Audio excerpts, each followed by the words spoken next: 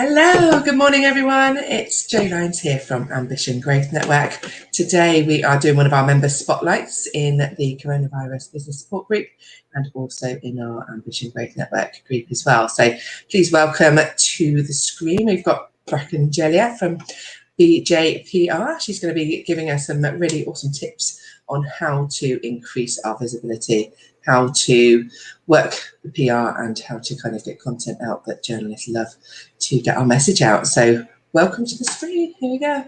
Lovely. Good morning. Hi, Bracken. You all right? Good morning. Yes, very well, thank you. Excellent stuff, indeed. Wonderful. So yes, I thought we'd kind of give you the opportunity to tell us what you've been doing. I know I've known you for a few years doing PR over the years for different companies. You've just had a baby, and now you're starting up, obviously doing it on your own afresh. So tell us a little bit about you and what your background and what you do. Well, bit background. So many years ago, I worked for ITV. I started off, I was very lucky actually. I started off before I finished my A-levels. I got a job as the ITV weather girl. So that was quite a nice introduction into television. And then at the same time, I was even luckier because I got trained as a journalist whilst I was there, finished my A-levels and then continued working there for about 15 years. So that was really nice. And then I went into PR for the television company. And then eventually I set up on my own. And I've been working for myself and for a couple of other companies, probably, gosh, for years. I can't even remember, years and years and years. And then in the most recently, I was, like a lot of other people, I was made redundant and decided to set back up on my own again, which is really nice. So I'm now working out there and I've got some really lovely clients. And as you say, I've just had a baby. So kind of getting that really brilliant lifestyle balance that we have down here in Devon. And and just basically looking at the new world and how PR fits into the landscape. Definitely. I think it's certainly changed an awful lot, hasn't it? I think people are relying less on the newspapers and kind of printed kind of things, really, isn't it? I think the pace of PR and news is just so much quicker nowadays, isn't it? And it's kind of really making the noise and making that kind of space to promote your company and what you do as well, isn't it? So, and I also think that the landscape of PR has changed so much because it isn't just about getting, articles in, whether that's online or media.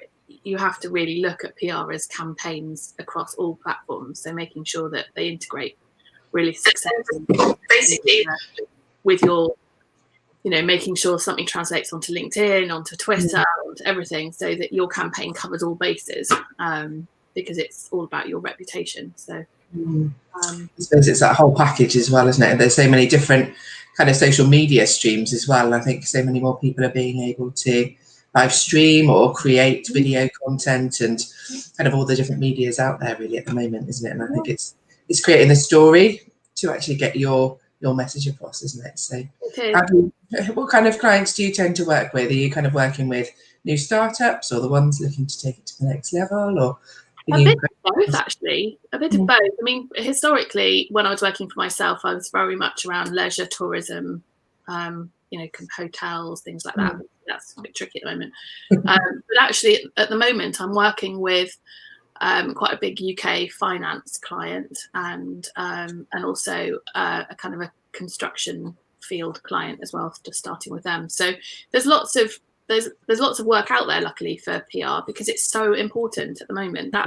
I guess that's one of the key messages for today is that, one of the things that's come out of COVID, I think, is this very human element. So people want to kind of get to know the people behind business or people generally. We've had months of people being at the heart of everything, whether it's key workers and supporting them and reading about them, or whether it's Tom and his walking, Captain Tom, and big day for him today.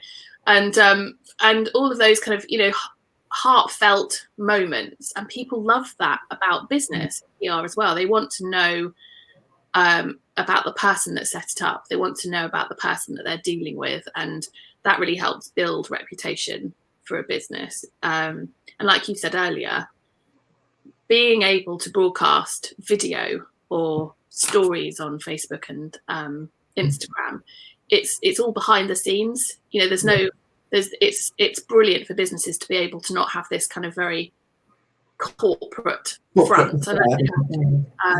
Yeah. Yeah, I think one of the times where the big, massive corporate companies kind of hide behind this facade, don't they? And actually, it's nice to, especially working with business owners that are kind of setting up their own companies and their story behind it, their why, isn't it? And kind of their passion that they put into it.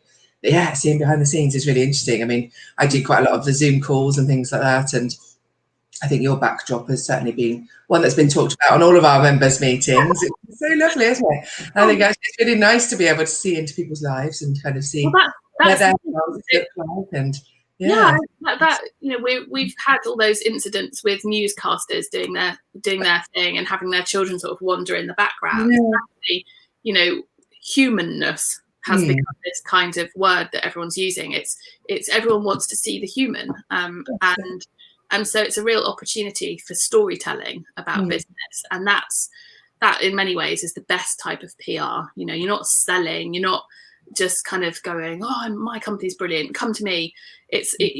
My company's great, but it's because John here, set it up 45 years ago because he wrote a plan on a napkin, and it's that kind of ability to be able to tell stories at the moment is so important. Yeah, well, I think actually overcoming kind of big obstacles in your life and kind of that journey that you go on, isn't it? Because actually everyone thinks when they start in business, you start small and it's a nice straight trajectory to success from that point of view. But as most entrepreneurs know, and there's going to be massive kind of issues that crop up. And I think obviously a lot of businesses, especially in our coronavirus business support group, it's been quite a traumatic year for a lot of people. And it's kind of battling with all of those things that have been sent our way, whether that be lack of funds coming in, not being able to work, and kind of stuff outside of our remit that we're not allowed to kind of do certain things, and kind of all those rules that perhaps we've got out of the normal day jobs because of that sort of thing.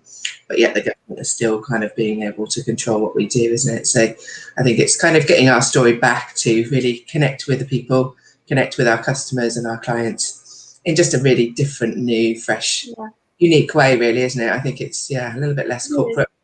And also, there's always been, it's always quite surprising to me, but I think it's because I work within the field that there's still this, sometimes a question mark with people, even clients that I talk to about PR, as to what the difference is between advertising and PR.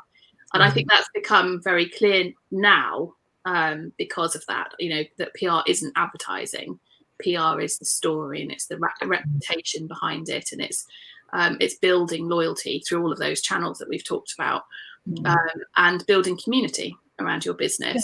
And that community is all about support, people wanting to support your business because they believe in you.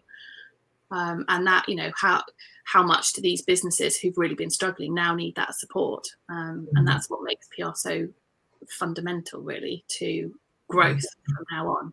Yeah, I think it's at the heart, really, isn't it, of the whole of the business. I think PR as a terminology, a lot of people don't understand what it means. I mean, public relations is a weird terminology. It's a little bit kind of outdated, I suppose. But obviously, if you look at it more as a client relationship, which is obviously what it kind of boils down to, isn't it? It's building those really strong relationships, building the foundations that you can then grow your business from. So, it's community relations and media relations, really. That's what it should be, because it's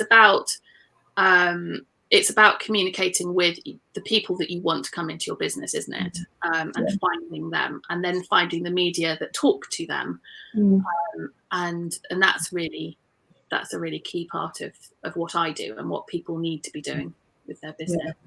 Fantastic.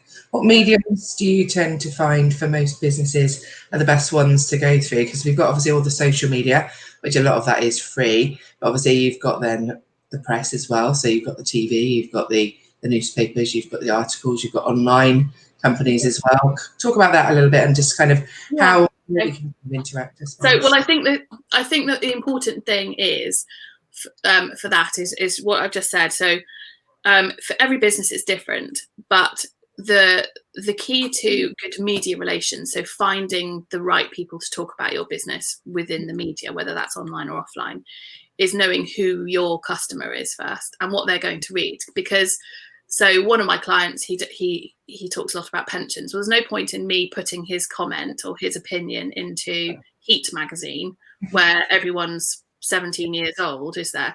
So it's about making sure that you know exactly who your readership's going to be before you do anything. And then what do they want to know about your business, and kind of keeping those key points. And if those are your key points that you want them to know, then who's the media that's writing about that? And in a minute, actually, towards the end of this, if that's okay, I've got everyone needs to grab a pen and paper, because I've got some really good sites that people can go to find out which journalists are looking for their particular business, and what people are writing about. So kind of what's current, what you could jump in on, and if it's going on in the news, that you could maybe get your voice out there and heard as part of it. So that'll be coming up in a second. I've got some notes here so that I didn't forget. There's so much to talk about. I'm such a walker. I could just walk on. So I've made notes that I keep the key points for everybody. So I think that one of the things is, and this is a line that I tell all of my clients. I put this into all of my pitches to clients. I say this to everybody, that PR is not advertising, and this is it, okay? It's an investment in the long-term success of your business. So it doesn't produce instant results. It's not something that just goes, I can't click, there we go. It doesn't do, something instant. It's about a long-term build. So it builds loyalty, and it's a drip feed to change the attitude and understanding of your marketplace.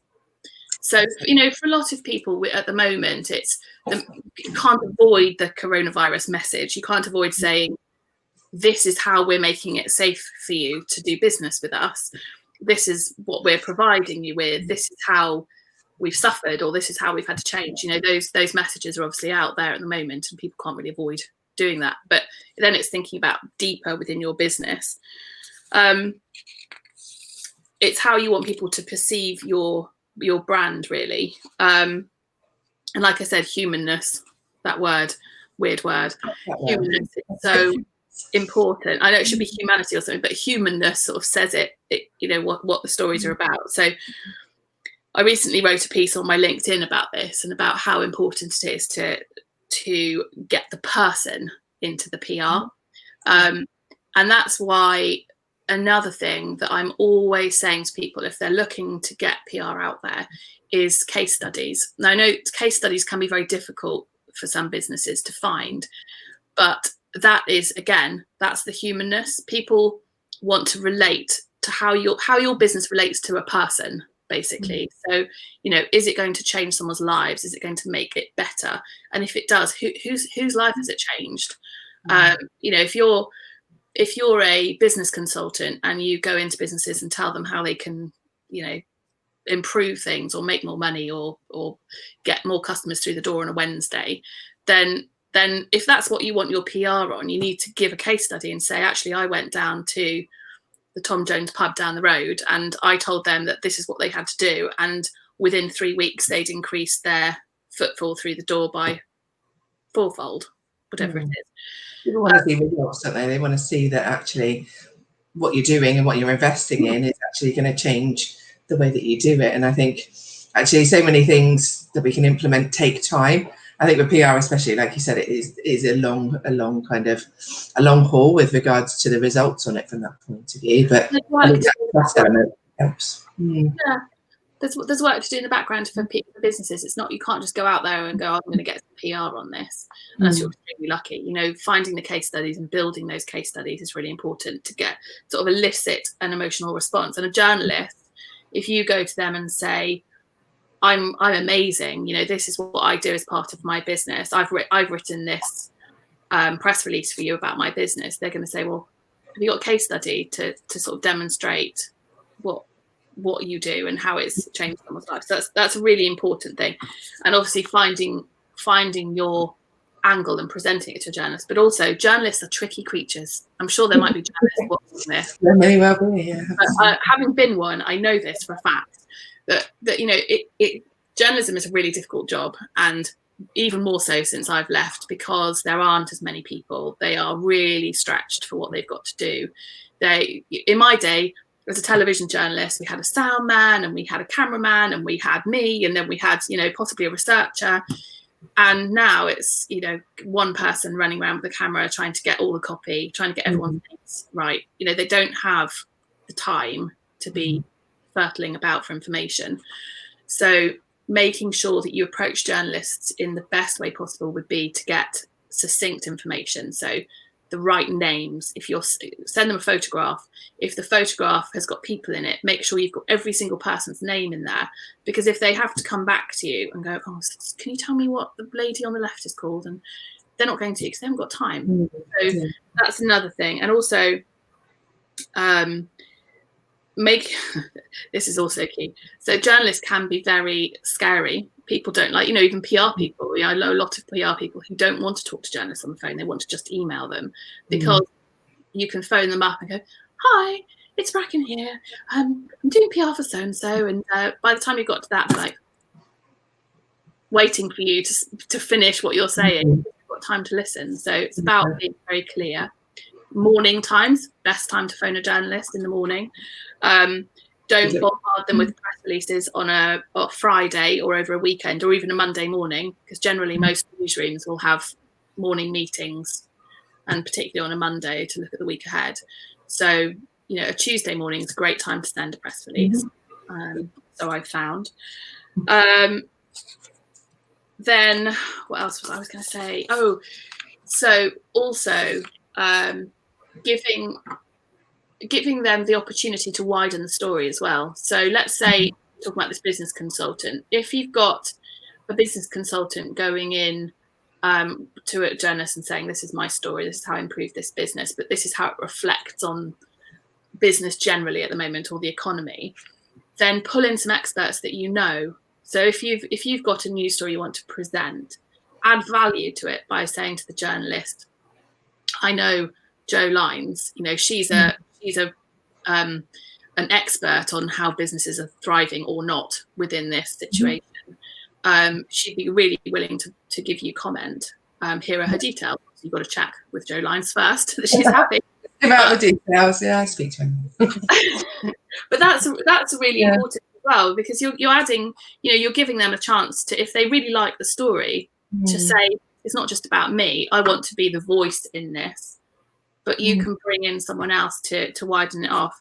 And also be mindful of what's going on in the news. You know, there's no point in pitching your fluffy bunny story when something awful's going on in the news, because it's not going to get considered in the slightest. And if you can hold it off, if it's not an urgent story, it's not breaking news, then just wait, because you can have your moment, but you know, it might not.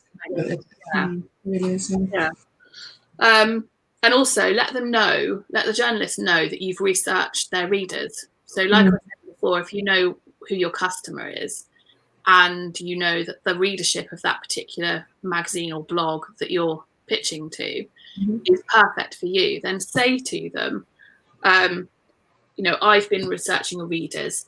I know that they're interested in pensions.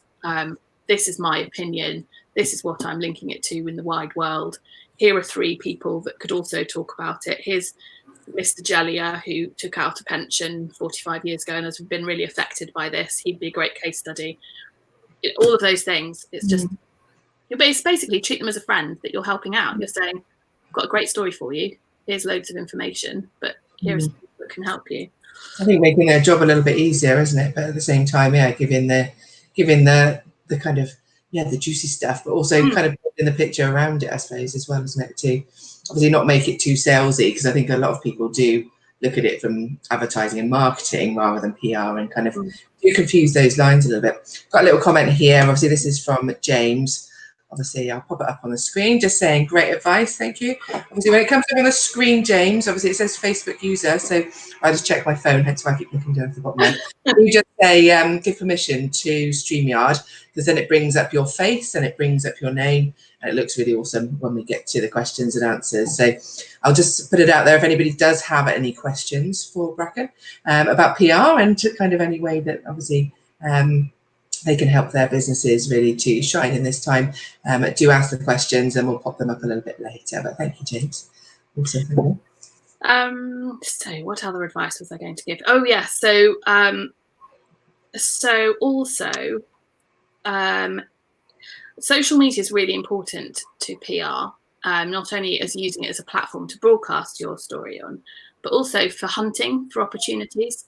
So I know that hopefully most people know that if you look for hashtag journo request or hashtag PR request, then often journalists will be on Twitter looking for opportunities for you to comment. So you can maybe put your keyword in. So if you work in insurance and you hashtag journo request insurance, then potentially there's some stuff there that you can respond to. So and just a quick kind of hi, I work in this field, I've got some information for you, and maybe then DM them afterwards if they're interested. Then that would be it's always a great way of getting PR opportunities, and also building lists as well. So you can build journalist lists. So if you find that your industry has certain journalists that are really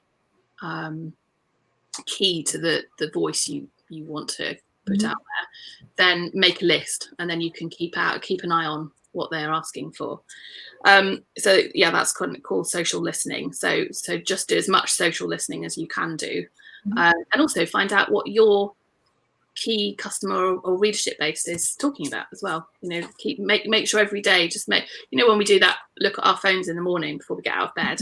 We all do that, but we do, yeah, absolutely. Yeah. I find it a great way to start. Sometimes I look at the journal request and I go, ooh, for that client, there's that opportunity, and jump out of bed and think, brilliant, I've got 2 positive starts to my day because I've got these, hopefully in the bag, and then it's something to go off and do. And I think it's a really good habit of getting into. And then also, if you get positive results from journalists, particularly from doing your very personal email to them, then keep an eye on the sort of times that they respond to you, because quite often journalists will be a creature of habit, and if they're always responding to your email at 8 o'clock in the morning, then that's the sort of time that they're sitting at their desk planning what's going to happen. So that's also. Now, the other thing is, if you're going to a magazine, so let's say Country Living magazine, if you're going to Country Living magazine and you're making a product that you think is perfect for that magazine, you can go to their media packs, any magazines, go to their media packs, and they'll often have on there a forward features list or an EdCal, editorial calendar. So it might say, in October, we're doing a special feature looking at dried flowers. I said that because there's some dead flowers in front of me in a vase. Dead flowers. Oh, bless you. We're doing a special feature on dried flowers. So if you know that you work in that area, then you go, oh, brilliant. And then they'll say deadline for copy or whatever by this point. That's right. You put that in your diary and you go, brilliant. You can then take some photographs. You can plan the content. You can make sure that you approach them in that lead up. There's no guarantee you're going to, of course, but you've got something to focus on. And also build relationships with the journalist. So if a journalist does respond to you, make sure you go back, and when they do the coverage, make sure you say thank you. And it's like such an important thing. My mum always taught me to do thank you notes after presents, and if I don't, I feel like the world is going to end. And it's really important because the journalist has put time into getting your story out there. And if you don't say, thank you so much for that coverage, that was great, then how are you going to approach them next time without feeling really embarrassed? That, oh, by the way, here's another story from me. Oh, but, I'm pretty ungrateful last time. Yeah, one great tip that you said to us, because when we first launched Ambition Growth Network, I said we contacted a few journalists, and again, you never really know whether they're going to put your stories out there, whether they're going to talk about it. And again, when you are doing an outreach to quite a few people, I said obviously it was really tricky, and I said we got some really great coverage on our kind of press release that we put out through kind of an online magazine and its pieces, but actually we hadn't even realised it gone out there because they hadn't told us. But you mentioned obviously with with Google Alerts, obviously to actually do that. That's a really good tip. Could you just run through that with some of the guys as well? So Google Alerts is so let's just say Bracken Jelier, that's a keyword, key phrase. Google Alerts you can go into and you can set up anything that relates to your business. So Bracken Jelier, Jelier PR. If you sent a press release about lollipops, you could put Bracken Jelier lollipops, all of those kind of things, and you can then get your alerts from Google. So if something goes out that relates to that, then they'll send you an alert and say Bracken Jelier was mentioned in the Telegraph. That'd be nice. Bracken Jelier was mentioned in the Telegraph today, and you go, oh blimey. And so if you have, there are paid for cutting services that you can go. You don't want to pay a lot of money when you're not going to be most businesses aren't going to be sending out press release after press release unless you're sort of global scale. So it's a really easy, free way of monitoring your coverage. So I find it really useful actually, because I mean, it's quite funny because obviously Bracken Jeliers, there's probably very few Bracken Jeliers out there, is there? Have you Googled yourself? How many other Bracken? There's quite a few Jeliers actually, weirdly. I'm a member of a Facebook group called Jelier World. Wow, amazing. Yeah, there's one other Joe Lines, and it's a doctor actually, Dr. Joe Lines.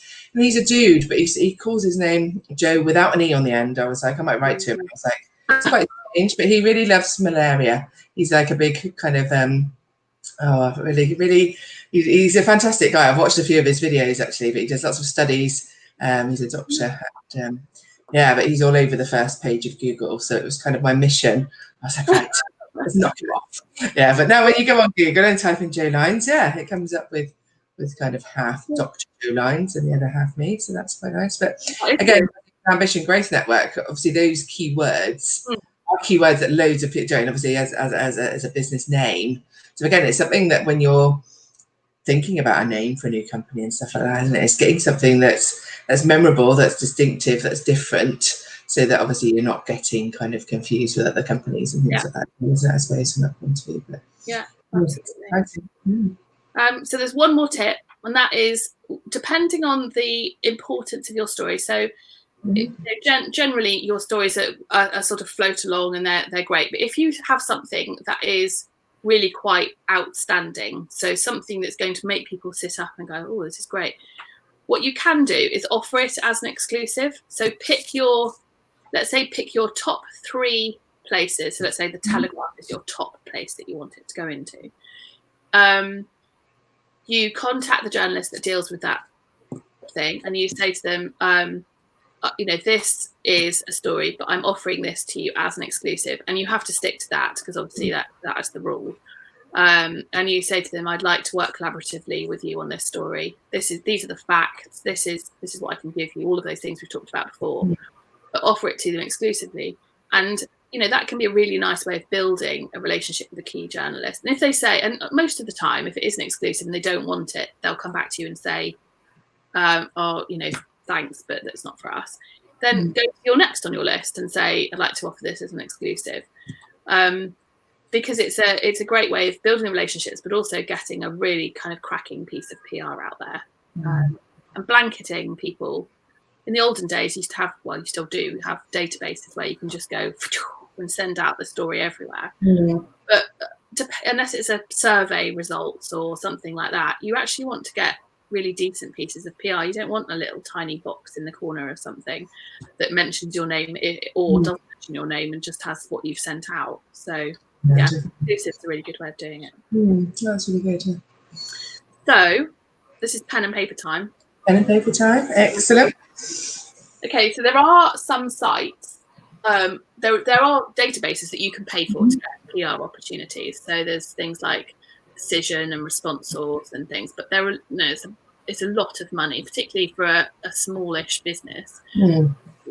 It's huge. There's a huge amount of money, but there are places where you can really look for PR opportunities and start to build databases of your key journalists that you want to talk to. So one of them is called.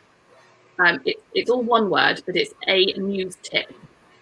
So A News Tip, and it's a website, and it has media contacts on there, and it also tells you what they're tweeting about.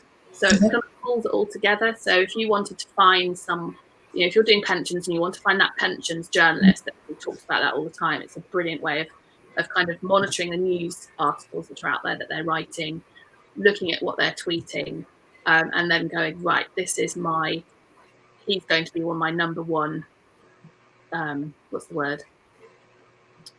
Things I'm aiming for. So one of my baby brain, I can't think. Baby brain. Oh, one of the people I aim for. Yeah. And there's also HARO, HARO, which you possibly know about, which is help a reporter out. Mm-hmm. So you can go onto that and you can put in, there's lots of options for the sort of sectors that you can follow. You put in all your details, you create a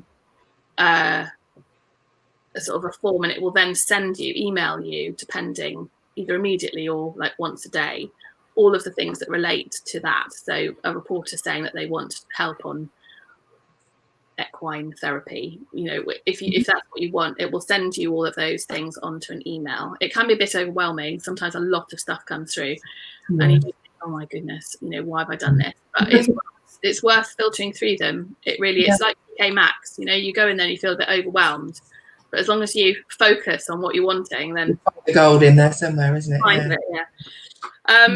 Then there's also Pitchrate. So Pitchrate, they kind of fire out daily emails, which have media opportunities in them. So again, you sort of register what you're interested in, and then you have to go. Your pitch can't go through your own emails. You have to go through the website. But that's another good way of responding. So it's kind of reactive PR, is what we would call it. And then we spoke earlier about journo request on Twitter. Yeah. There's a website that pulls all of those together. So they kind of stream it. So it's www.journorequests.com, and they sort of curate all of the requests that come through on Twitter, and you can obviously again register it. I think you can, on all of these websites, there's a free element to it, but you can upgrade. So obviously the upgrade's always going to be the one that you want to do ideally, but these all have free capabilities on them. And then there's PR Hunters. So that's opportunities from journalists again, and they have a daily summary. I think it's daily or twice daily summary of opportunities. There's something that used to be called Journalisted, and that has that's a really good way of finding journalists that are talking about your sector. So really good at sort of, you can spend quite a lot of time in there finding out exactly who you want to be approaching. And it searches national newspapers, it searches some of the broadcast, and all of those kind of things. And also it tries to combat fake news. So there's a lot of stuff in there about trying to combat fake news, which is obviously a problem for everybody. And then the last one I had, Joe, which you've already done, is Google. Google Alerts. So yeah, Google Alerts, really important. You use it for yourself, but you can also use it for things you're looking for. Or competitors. That's another thing. Google Alerts, put your competitors' names in there and see when they're coming up. And when they're getting their PR, what are they talking about? That kind of thing. That's really interesting as well.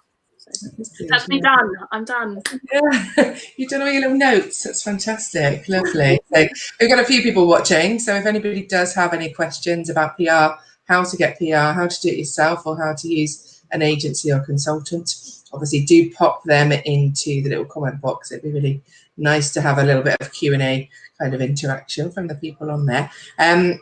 One little question that popped up, obviously, in a kind of Zoom meeting I had the other day was advertorials. So rather than editorials, ones that you kind of pay to put into like the paper and online and things like that. Do they work? How much would you kind of like push those? Yeah, so PR can be tricky sometimes because a lot of, particularly if you're going for local newspapers, a lot of them are trying to keep afloat in a difficult world. And so unless your news is very, very eye-catching, then there's a strong possibility you'll be referred to the advertising department. Yeah. And they will say to you, we can do this as an advertorial. So an advertorial can almost look like a piece of news or feature or whatever, but you pay for it. Normally we say ad or something on there. Ideally, in my world, I want to avoid doing that because you're paying me to do your PR and I want to get the PR in there for free. and get it out there. But it depends what you're doing. If it's part of a campaign, it's quite good to sometimes budget for a bit of advertorial in there. People still read it because it doesn't look like an ad. People aren't flicking their eyes over it. It stands out. You can normally have a photograph as part of it. You can normally have an element of input on the design of it and those kind of things. So yes, they're not pointless pieces of PR. But I try to avoid them if I can. If you can't avoid it and you think actually this is going to do my business good, then make sure you develop a relationship with the person that's doing that advertorial, because you're paying them and you want to make sure it's absolutely right for you. So it's key to build up a relationship with the ad team. Oh, that sounds really good. Super duper. Ideal. Right, everyone's been really quiet. Nobody's asking any questions, so they must have their PR. They're all like that. All like, it's overwhelming this time of the day. So I'm feeling a bit tired this morning. I've been up all night pretty much doing Tony Robbins' Unleash the Power Within. So it's his first ever virtual one. I did the actual live one up in London about 2-3 years ago, and it was quite life-changing. But I've got to say, technology's just mind-blowing, isn't it? So he had a Zoom meeting basically with 22,000 people from all over the world. Oh my God. Like it was absolutely mind-boggling, and it was such an amazing experience. And I was just like absolutely gobsmacked how they've managed to kind of orchestrate it, really, I suppose, from that point of view, and really kind of change things up. I think COVID-19 has certainly hit a lot of events-based stuff, and like you were saying, the tourism and things like that, but kind of seeing how companies are changing things up and looking at getting things done differently and using technology to do it. But that's amazing, absolutely amazing. Yeah, it is amazing. Didn't finish till 3:30 this morning, so. Sorry, say again. Didn't finish till 3:30 this morning. So, a bit of American time going on. I was like, oh my gosh. Well, yeah, crazy stuff, right? So for everyone's information, what I'm going to try and do is put some of this into some LinkedIn posts. So I'd be delighted if people want to connect with me on LinkedIn. And I'll be putting all of those kind of PR sources into a LinkedIn article as well, so that everyone can have a look at them. And hopefully I'll try and track down some other things as well that might help people to get PR. Ultimately, of course, come to a PR person such as myself to help you out. But I really feel passionately that businesses should be doing PR now more than ever. If your business is one of the businesses that has survived the pandemic and is now out there and coming back to normal and trying to get in there, then PR is a big tool in the toolbox that you need to be getting out. Fantastic. So if people do want to work with you, because I said, obviously, if you haven't used a PR specialist before, do you do just like a one-off campaign, or do you do a monthly rolling one? How does it actually work to work with someone like you? It really depends on what people's objective is. So if they want to do a big splash, a launch or anything like that, then we can design a campaign over a certain amount of months. We've just pitched a new one actually at the moment, which is out there and is probably looking at about a 12-month campaign. But equally, sometimes it's about just getting a business.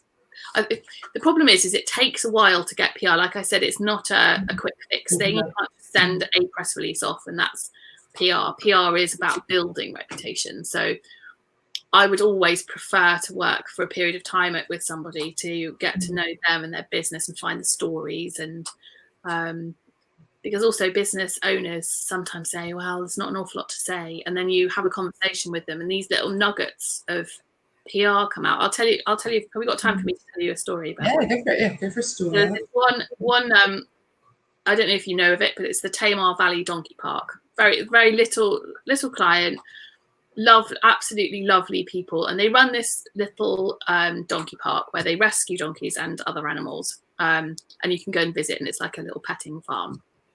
And I offered to do a bit of PR for them when they were having a bit of trouble a few years ago. And they said, yeah, great.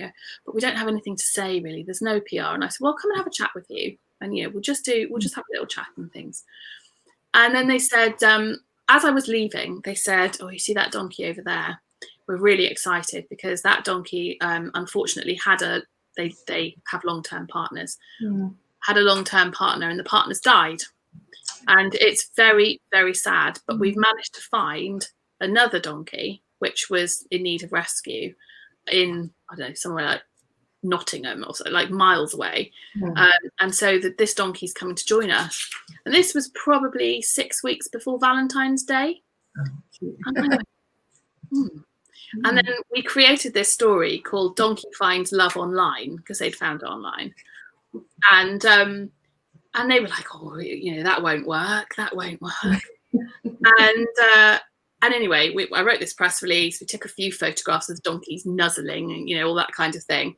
And it went absolutely bonkers. It went all over the world. It was in all of the main broadsheets. It was in all the tabloids. It was online. It was, you know, it was absolutely crazy. This was something that they just said, oh, you know, there's nothing here. There's no stories. And people loved it. And again, that's I know they're not humans, they're donkeys, but it's that sort of human element. People go, oh, yeah, isn't that lovely? And it's about that. So I'd say if you want to work with someone like me, any PR person, make time to have an initial conversation, first of all. Just sit down and chat. And I will always do that anyway, or whether it's on or in real life. And just have a chat. And if I don't think that I'm going to be able to get coverage for the story they want out there, or you know, if I don't think that the business suits me personally in the way that I work, then I'll just be honest and say I just don't think it's going to happen for me, but I can recommend someone else. And that's the way to start. Lovely, fantastic. Well, thank you ever so much indeed, Bracken. It's been absolutely lovely speaking with you. Absolutely lovely indeed. So yeah, if anyone wants to get in contact with Bracken, I said LinkedIn's probably the best way to connect with you. Out some awesome articles with some top tips. And I need to just like get through this now and put all of this into some blogs. Indeed, get it on a blog. Absolutely. Right, we'll wave goodbye to you now. So do the waving thing, because it's become a thing, isn't it? Oh, dear. Lovely. Thanks, Bracken. All right, appreciate it. Welcome. Super. Thank you so much. Okay, lovely. Oh, so that was the lovely Bracken Jelier. So thank you ever so much to everyone that's watched live and all the little comments that's popped in. That's been wonderful.